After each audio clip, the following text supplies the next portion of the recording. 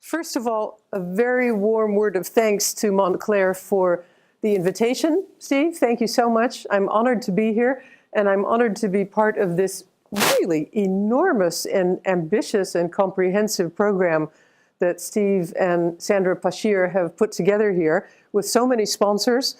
It's really a very impressive program, and I'm honored and flattered to be here to tell you about some of the things I've learned in the course of my research into water issues in the Netherlands in the past and especially in the future.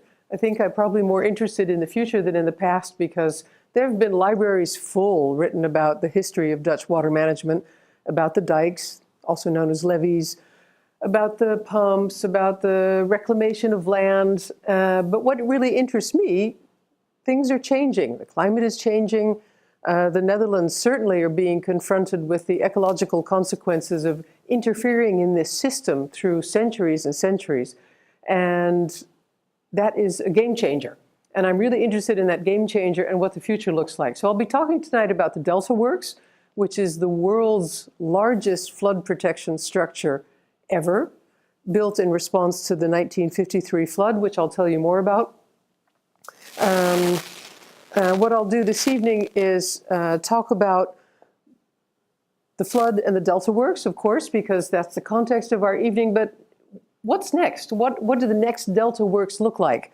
And there's a whole new approach being developed in the Netherlands, which I call softer. It's less about seeing water as an enemy, keeping it out, higher dikes, pumping harder, and more about working together with water to let water in, to come to an agreement with water so that we take the pressure off the system and hopefully can make the landscape and our cities more beautiful and more attractive and ultimately more livable. So last night I talked about how the Dutch live with water. They use it for all sorts of practical things, like they used to use it for transporting cows from pasture to pasture. They use it as a defense against enemies. They built a whole system of forts with inundation fields around them. Unfortunately, they never actually got to use this system because by the time they'd finished this whole ring of defenses around Amsterdam, somebody had invented gunpowder, and it was very easy from a distance to just shoot off a cannonball and breach the dike without having to physically be there. So I thought it was a fantastic stunt of engineering, but ultimately it didn't really work, as so many great inventions don't. I also talked about dikes and levees in the Netherlands. I think it's good to realize how different dikes, what a different thing dikes are in the Netherlands from here in the US. If you look at New Orleans, which probably has the US's most famous levees, they were built to withstand storms that occur with a frequency of, say, once in 100 years. The biggest dikes in the Netherlands, built along the North Sea, are built to withstand storms that are expected in a frequency of 1 every 10,000 years. So the difference between 100 years and 10,000 years, I think, really tells you a lot about how forward-looking the Dutch approach is, and that they're building robust infrastructure facing the worst because the country is basically dependent on this system for its survival. The Netherlands are a low-lying country. And this is just to get you oriented. The map on the top left is a map of Europe. And then if you zoom into the tiny Netherlands, which are basically the size of Rhode Island, more or less, just to give you an idea of the very small scope of the country. And then the map on the right gives you an image of the Netherlands as a whole. So this robust infrastructure is really essential to keep the country afloat. Otherwise, it would simply wash away. About a third of the country is flood-prone along the North Sea. At the same time, that is where 2/3 of the GDP is earned. It really makes you wonder why they organize it this way. But this has been the way it's grown for centuries, and this is the way it is. And also, over half the country's population lives in that same flood-prone area. So the Dutch have a truly vested interest in keeping the country protected. Let's move on to the flood of 1953. This was a really traumatic event for the Dutch. As you probably know, the Second World War, in which Holland was occupied by the Germans, only ended in 1945. The country was poor, down at heel. Everything was still rationed. And the part of the country where the flood took place was there on the bottom left-hand corner, where you see a lot of estuaries and outlets. So you see that that was an isolated part of the country, fairly poor, totally agrarian. And when this flood hit in the night of the 31st of February, 1953, it was a combination of spring tide and a storm. It was very sudden. There was no time to evacuate. There was very little communication in this very spread out area. And so many people were trapped and unable to get away. 1,800 people died in one night.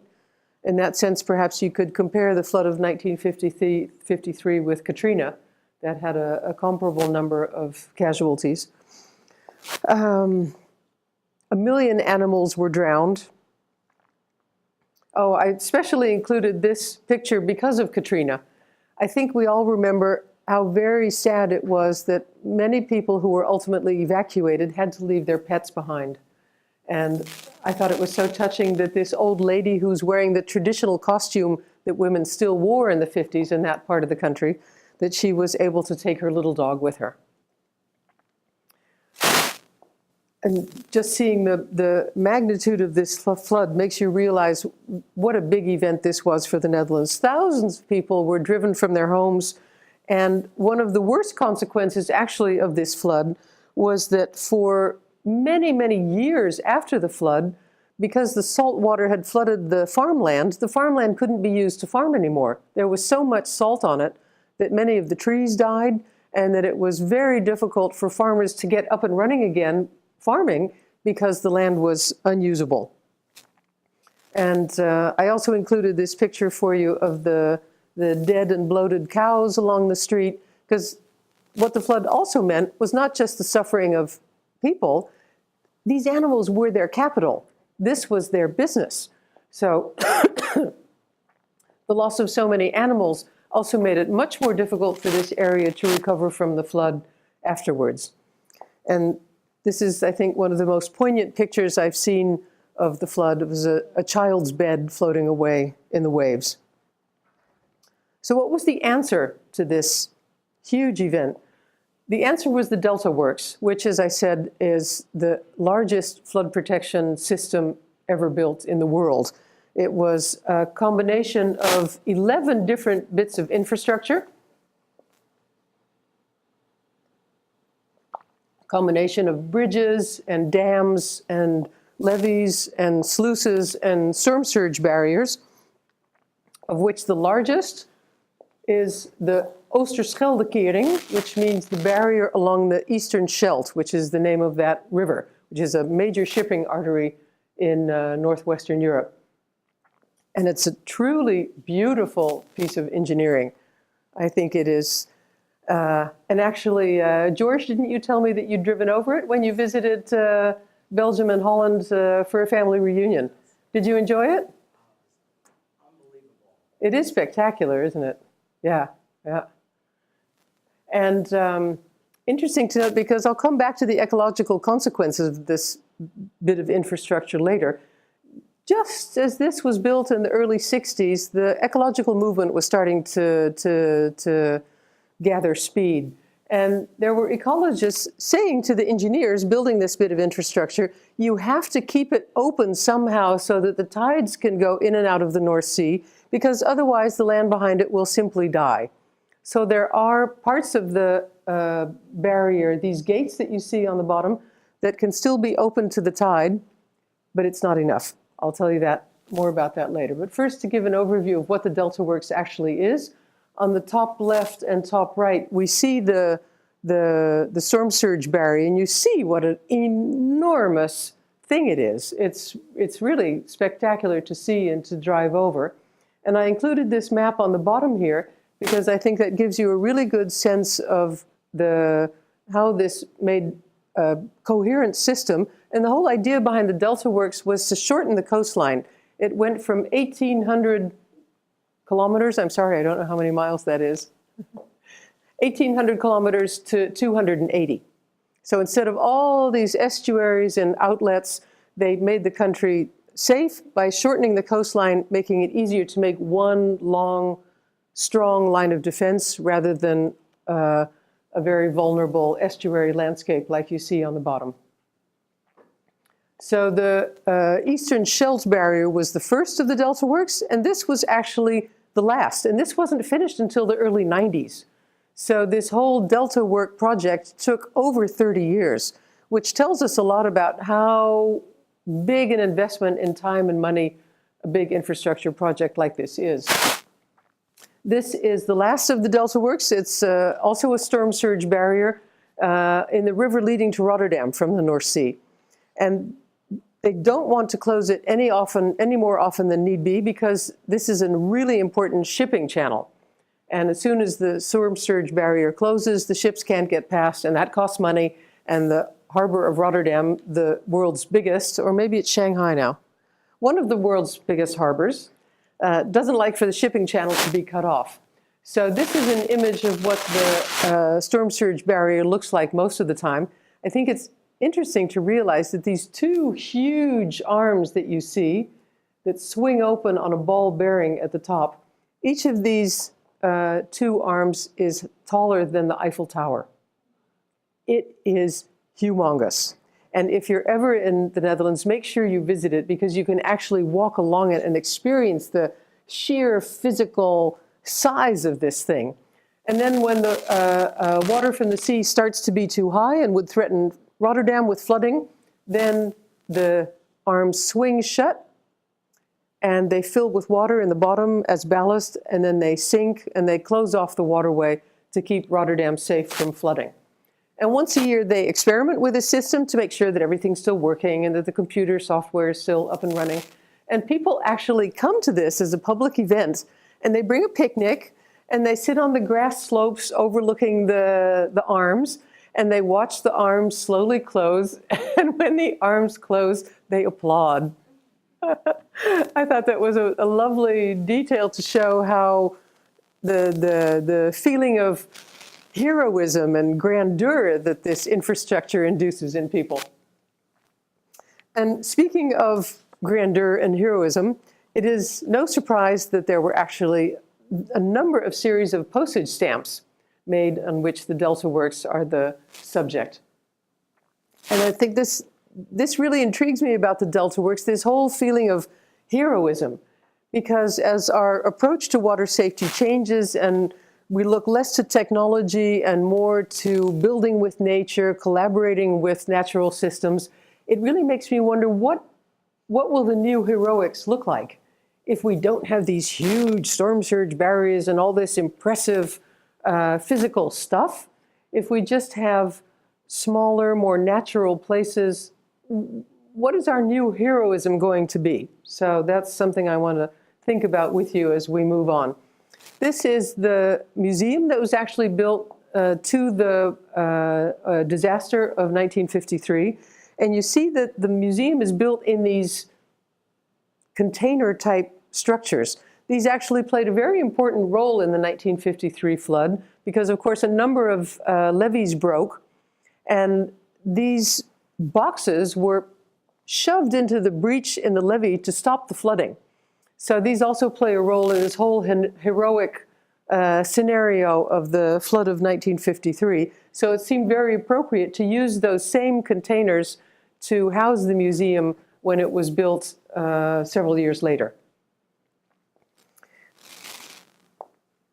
We see now, the next projects I'm going to show you, I think, are variations on the theme of storm surge barriers, but we're going about this a bit differently now. This is basically an invisible storm surge barrier. It's a great big plastic tube, basically, which is on the bottom of this opening in a big river. And it's only when the river starts to flood or when the wind blows hard, there's a storm and it is blowing the water into the next basin, the one we see in the distance, and they want to avoid flooding. What do? So this tube is under the water in between these very handsome engineered structures. And when a storm is coming and the water starts to rise, they inflate this inner tube almost, with a combination of air and water. And it, as you can see, it doesn't stop all the water, but it stops a lot of the water rising and flooding into the hinterland. And then when the danger is past, you simply deflate it, and it sinks like the monster of Loch Ness, sinks back to the bottom of the river until it's needed again. And I think this, you see the country moving towards infrastructure which is not literally set in stone or set in concrete, but things that you can use when you need them, like the storm surge barrier, the Eiffel Towers that close only when you need them, this inflatable barrier that inflates only when you need it, and when you don't, life goes on as usual. I mentioned at the beginning some of the ecological consequences that the Delta works have had. This was a major intervention in the natural system. Some big bodies of water were actually completely cut off from the tidal system, from the rivers, from the sea, and then they start to putrefy, I guess you could actually say. And as some of these systems have lost their access to oxygen, have become, some big bodies of water have actually turned from being salts into being fresh water, and that completely changes their ecology. This is one of these bodies of water that was turned from salts to fresh. Well, fresh, how fresh is this? These have become terribly infected with blue algae. Is that what they're called in English, Steve? It's a kind of bloom, algae bloom, that it is really disgusting. They're bright blue and green. They smell terrible, and the water is heavily polluted. You can't swim. You would get very sick. Dogs have been known to swim in this water because of course, they don't know, and they would actually kill animals, and it's very unhealthy for people. And it's also bad for the economy, because these are areas of the country that are dependent on tourism, on water sports, and nobody wants to be near a body of water like this when it's polluted with blue algae. So what you see now is that a lot of landscape designers and also hydrologists, people involved in water issues, are looking to solve the ecological consequences of the Delta works with new designs and with reopening these bodies of water to reconnect with the natural systems of the sea and the tides. For example, this is a design for one of these, the Gevelingen, it's called, a body of water that had become completely brackish. All life had disappeared out of this water, and there's a thick layer of silt on the bottom, impenetrable silt where nothing can grow. There's not enough oxygen for fish to live. And now this is becoming a major new design issue for landscape architects. How do we bring this body of water back to life? The Delta works, of course, brought the country great safety, but it also brought, years down the road, it brought a whole new set of problems that nobody was really aware of when the Delta works were started. And also, I think it's a question of mentality. After the flood of 1953, everyone was completely focused on safety. That was the most important thing. This must never happen again. We have to close the coast off, make this part of the country safe from flooding again. And yes, there might be consequences, but the whole spirit of the time was really focused towards safety. So now we have another part of the country nearer Amsterdam. You see this small dike, small levee, sort of U-shaped levee, that was originally intended to be a highway. The highway never got there, which is probably just as well, because even this small dike has created another body of water which is basically, well, gone stale, you could at least say. And now there's a new project that was just officially announced 2 weeks ago to build new islands, which you see here on this artist's impression, that will bring life back to which will use the silts and clean up the pollution in this body of water, and will create a new natural area for birds to nest and improve the water quality. So you see, in many respects, Holland is very proud of its prowess in water safety, but the water safety measures have also had a downside that no one really expected. This is an interesting project near the Hague, which is the government capital of the Netherlands. It's, I think, a good example of the way we're looking to redesign the country to combine safety with handsome public space. This is the beach promenade along the town of Scheveningen, which used to be a fishing village, is now a suburb of The Hague. And inside this promenade, that's why I included this one, you see that the promenade is on top, and inside it is a huge levee, one of these 10,000-year levees to hold the sea back, but it's gone completely invisible because they've draped this handsome boulevard over it. And this used to be a really, well, I don't want to insult Atlantic City, but sort of, well, it was shabby. Let me just keep it at that. And then this redesigning of this area of the coast, I know you're working on coastal science yourself, the redesign of this part of the coast to combine this huge dike, but to actually camouflage the water safety measures by a new boulevard with where people sit and they come out to frisbee and they walk the dog and they rollerblade and they go to the beach. This town has had a tremendous new renaissance thanks to a combination of public space and water safety. And I think this is really representative of the new trend in Dutch design, is combining safety with other measures that just make the place more attractive and more livable. This is, I think, a great image of what life is now like on this once abandoned and extremely boring beach promenade.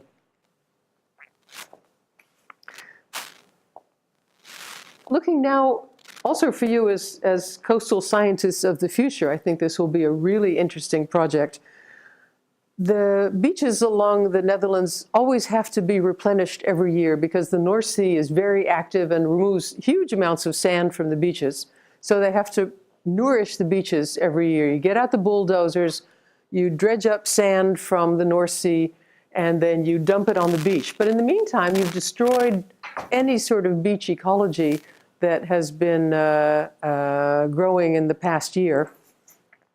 And the coastal scientists in the Netherlands thought there must be a better and cheaper and less aggressive way of doing this. So they thought up the sand engine, which is what this is.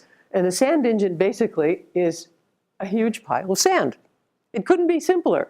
21 million cubic yards of sand that were dredged up from the North Sea and dumped in this hook shape along the coast, with the idea that nature will do the beach nourishment for us. The place was chosen in such a way that the currents and the tides will pick up this sand, is the expectation, pick up this sand and dump it along the beach where the beaches need nourishment. What I am not quite sure of yet myself is how nature knows which beaches need to be nourished, but that remains to be seen. It's a 20-year experiment, and it's already really interesting to see because it changes so rapidly. New plants, new birds, and almost every time you go there, this hook has changed shape, and the little inside lake has changed shape, because nature really is working with this sand, and we can see that happening. And I think that's such a different approach to the Delta works, where everything was set in stone. This is it. Mussels. This is a dynamic process, and this is where we're actually going with water safety now, is to a dynamic process that enriches the landscape and hopefully gives beach ecology a better chance, because we don't have to ruin the ecology every year with the bulldozers. Of course, building this thing, pretty obvious, was quite an intervention in the landscape. Here you see these diggers all over. But now that the sand is actually there, it's a really interesting experiment in building with nature. This is a very new project, which I thought was extraordinary. It's a combination of a dike, a levee, and a dune, and a parking garage. The dike is inside the dune, so just like in that beach boulevard, it's hidden inside a very attractive space. You see the car entering the parking garage here. And for this town, this beach town, it was also a really important project because they were suffocating in all the parked cars of the beachgoers. They couldn't find a place for all the parked cars. And now the dune has been reinforced by this concrete structure inside it. The town has been liberated from all these parked cars, and it is actually, I think, a very beautiful structure. Here you see how it works. One is the, under the dune is the parking garage. There's also public space, a cafe on the other side. And I thought it was particularly interesting to realize that this project won an architecture prize this week. Who would have thought that a water safety project would be so beautiful that it would win an architecture prize? I think this shows how the disciplines are moving towards each other, and that so much of the effort now to make water safety a benefit for other things and not just for water safety.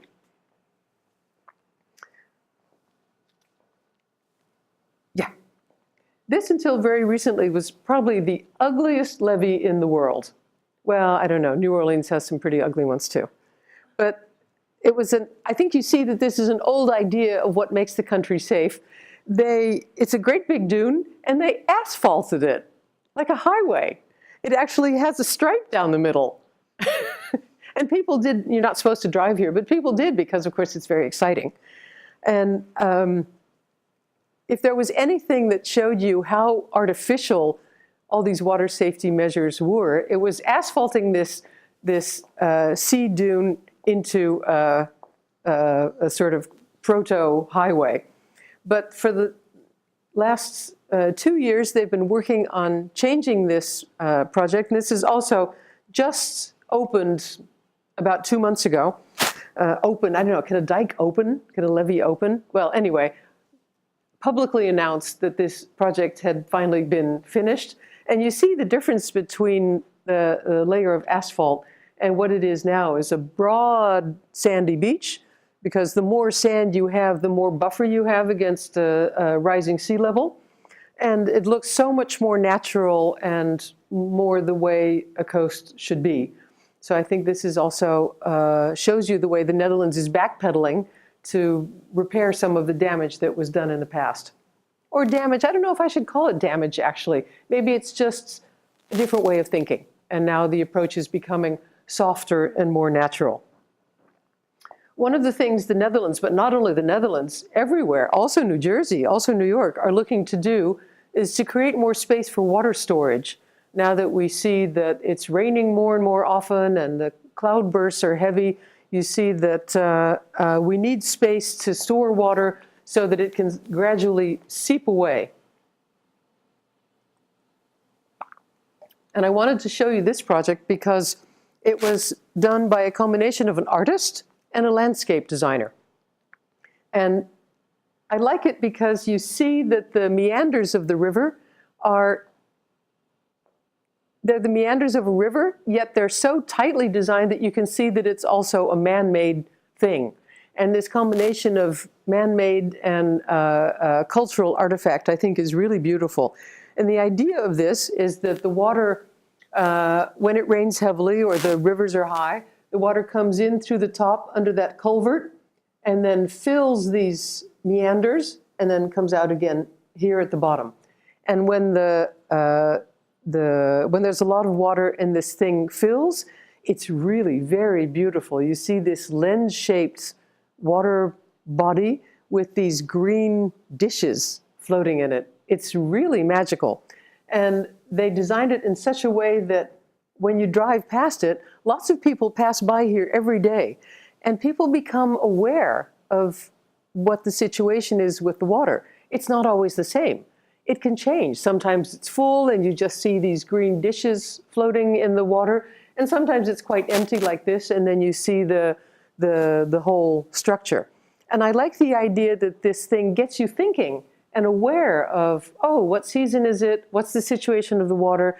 That we're learning to be more flexible in our dealings with our surroundings because things aren't the same all the time. And as our climate changes and we're being confronted more and more with water, often too much, but also often too little, as now in California, then I think projects that make us more aware of that relationship are really interesting. And I'll show you some artworks at the end of my talk this evening that are all about making us more aware. I showed this project yesterday too, so I'll be brief about this one. This is also, I think, evidence of the new way of thinking about letting the water in. This area, which is also a sort of lens-shaped reclaimed area of farming land, used to have a dike along both sides. And that light stripe that you see along the left is actually the dike that they've taken down. The Dutch are starting to try to achieve water safety by lowering the dikes. Who would have thought? An extraordinary idea. Traditionally, it was just make the dike higher and higher, keep the water out. And now the idea is to lower the dike, and when the river is too full, the river water can come in, as you see on the bottom issue, and the farmers have all moved out of that area onto mounds at the bottom of the, next to the other dike. So you can see that normally there's not water in there. They can farm this land, and then when the water comes in because the river is too high, they retreat to their mounds, and they can continue to farm there, and they can house their animals on the dikes so that we don't have animal loss and suffering as they did in the flood of 1953. And this too, I think, is a project that shows you that we're learning to be more flexible with our space. Sometimes it's dry, sometimes it's wet. The farmers had to agree to have crops that were not higher than a certain level because they didn't want to impede the flow of the water. So there's a lot of technology that goes into a landscape design like this. But I found it also really intriguing that the Dutch, perhaps a millennium after they first started living on mounds in this soggy delta, are now once again looking to mounds as a new strategy for water safety. This is one of the farmers who had to move his farm. And actually, a lot of the farmers feel that they're better off. They have new buildings, everything's nice and modern now. And so many of them feel that it was a long struggle, but ultimately it has brought them a lot. And I'm sitting here at the kitchen table with him and his wife with a reporter, Michael Kimmelman of the New York Times, which really felt like a bit of a global disconnect, especially since the farmer didn't speak English. But it was, he also talked about how difficult that whole social process was of having to move. And this was a project, one of the few projects where people who were impacted by water actually took their fate into their own hands. They didn't just say, we're not going, or buy us out, or find a new place for us. They actually got together and said, we can just put our heels in the sand and then it'll take forever and we'll maybe get a little more money. But why don't we be proactive and think about our own fate and make a plan of our own? And of course, government was thrilled that they made a plan of their own. And this is indeed actually what happened, that they moved to these mounds. This is very close to here. This is Government Island in the New York Bay. And it's been redesigned by a Dutch firm called West 8. And it's been redesigned in a way that it will be, a lot of it will be, say, climate resilient. It's a very flat island, as you saw, but now I think it's so funny to see that the Dutch are adding hills, whereas Holland doesn't have any hills. So perhaps the Dutch have had to go to New York to have an opportunity to finally build some hills and make this island resistant to climate change, and so that, and also add some relief to the relief, some levels to the terrain, which is otherwise rather flat and boring. And I think it's interesting that you see again here, the beauty of the island and the variety of the landscape is actually informed by the need to make it resilient to the changing conditions of the climate. Moving on now to some of the projects I want to show you now are really more about awareness, about thinking about water and our relationship to water and how it impacts our lives than about really literally water safety. This was a bunker from the Second World War and was also used as part of the line of defense that I told you about that the Dutch built for themselves, but ultimately never used because gunpowder made it useless. There was a landscape designer who took this bunker and just sliced a piece out of the middle. And you could say, well, why? But I think if you see it, and if you see the next image too, the access that he gave us to this building and the experience of this very tiny space, and then you walk through this out to the pier on the water, and the sense of expansion and relief that it gives you when you come out of this very claustrophobic space into this beautiful space of water, really gets us thinking about our relationship to our built environment and then to our natural environment. This is another project this is an artist's impression. It hasn't been built yet, but I certainly hope it will be. It's a mobile walkway that cities can put in their canals so that you can experience both the water and the city around you from the water. Of course, you could also take a boat, but this mobile walkway can be moved around, is the idea, to any cities with waterways in the city, so that you can actually walk through this and look around you and experience the city in a different way. And I found it so striking that architects should be working on projects like this. Architects have really discovered water.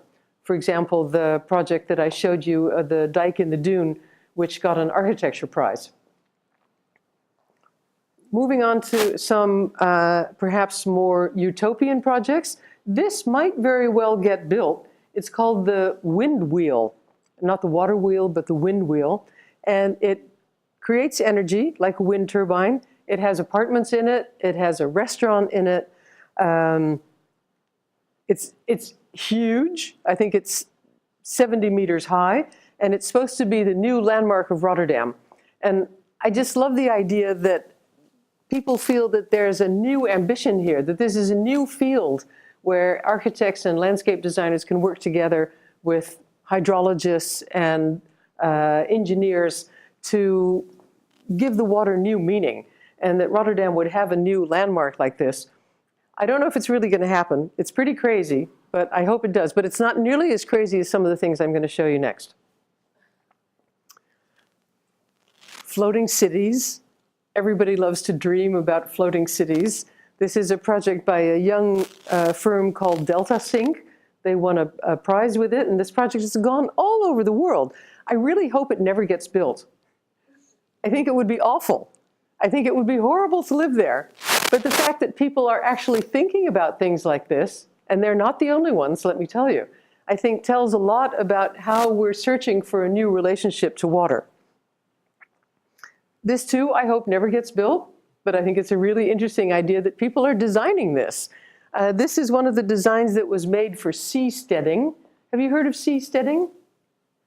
It's a new pet project by some of the Silicon Valley billionaires like Peter Thiel and Elon Musk, who are so tired of all the rules and regulations that they suffer from government, for example, that they might have to pay taxes, that they want to move off coast outside the coastal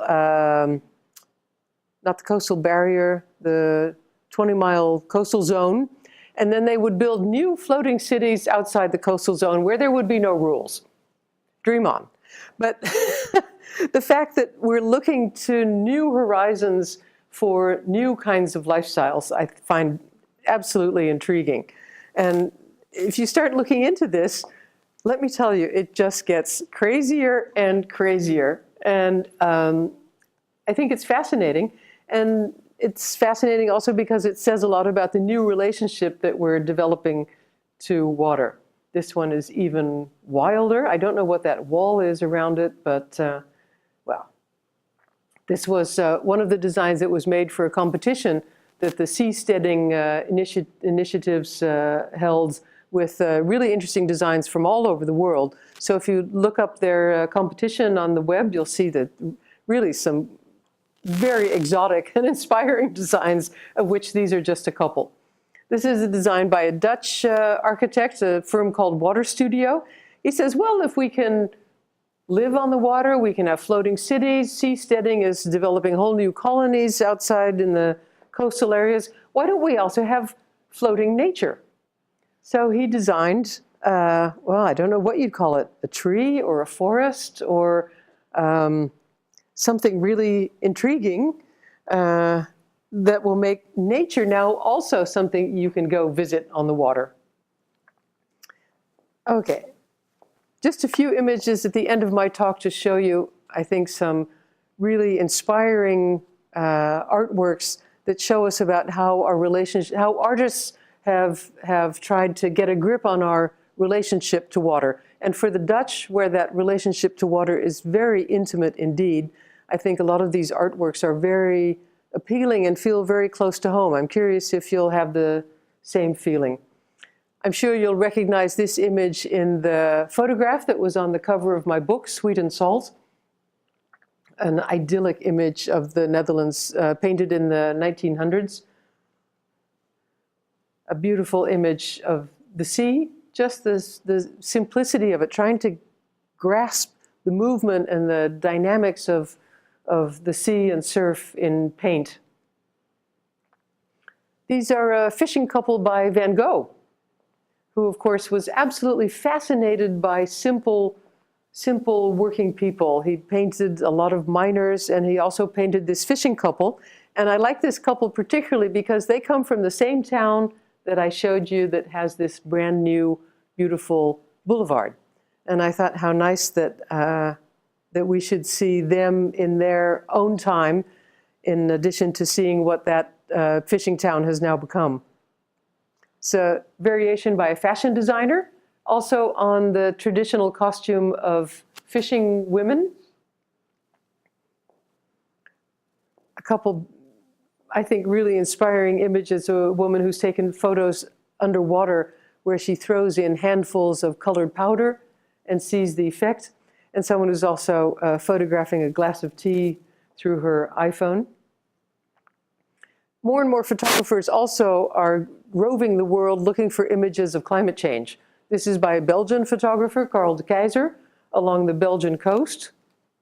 This is an image by a Dutch photographer who has gone all over the world in a tremendous project to show the effects of climate change on people in low-lying areas. This looks truly hopeless to me. And this is a project by a Dutch woman in one of the mud flats near that river, the Eastern Scheldt, where the huge barrier was built.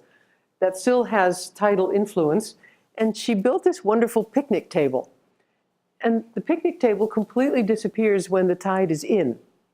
And it comes back to see, becomes visible once again once the tide is out. So when the tide is out, you can put on your waders and wade out into the mud flats and have lunch on her picnic table. And you'll always find it because of this lampshade on the very top. Several lampshades have actually gone through through the years because they, of course, just blow away.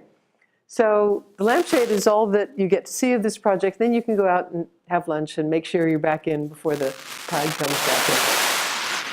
The American photographer Edward Bertinsky also did a magnificent project in water all over the world, showing us flooding and, well, drought, some of everything.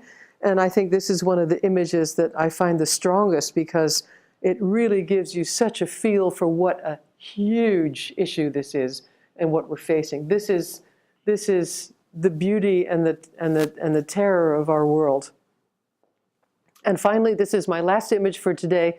This was a project by a Dutch artist named Daan Rozengaarde, who wanted to find a way to make us feel in the Netherlands how far below sea level we actually are. It's not something that people think about very much. It's just normal. And you can't see from your surroundings how low you are because everything's low. So he said, we need a way to realize where we are, what we live, under which circumstances. So he used a combination of laser and smoke on a big open public square in Amsterdam to create a ceiling far above our heads where actually the water would be if we didn't have this complex and extraordinary system of water defenses. But I think artists have really discovered a new field in making us aware of what water means to us in our daily lives and also to our imagination. And I think this was a beautiful and strong project to show us to make us stop and think, basically. Thank you.